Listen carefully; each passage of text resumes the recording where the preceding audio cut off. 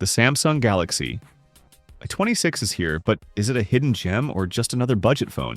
I've spent days testing it, and there are some shocking truths you need to hear. Unboxing. Let's start with the unboxing, because honestly, there's not much to see. Inside the box, you get the phone, a USB-C cable, and that's it. No charger, no earbuds, just the essentials. But the A26 itself?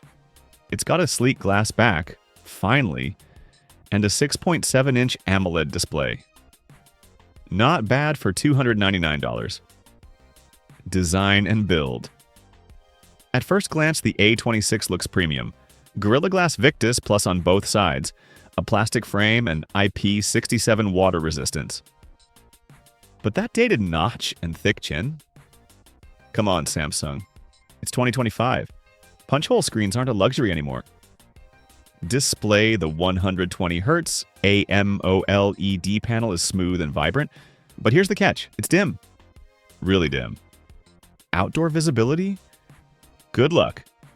Next to the A36 or A56, it's obvious Samsung cut corners here.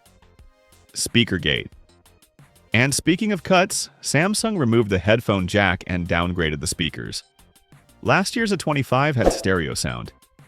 This year, just one bottom-firing speaker.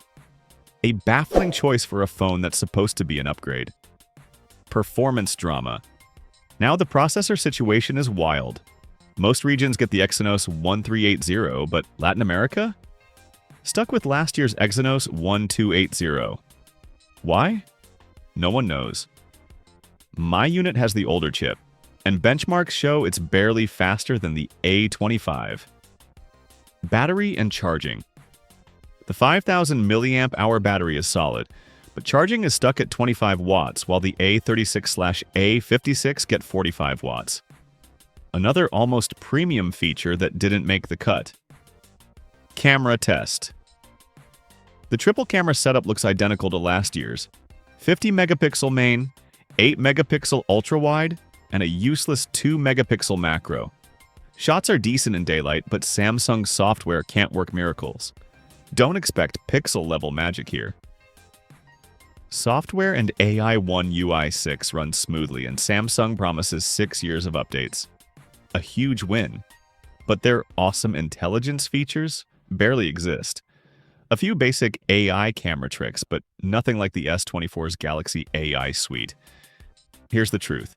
The A26 isn't bad, but it's not great either. For $50 more, the A36 gives you a better chip, brighter screen, and faster charging.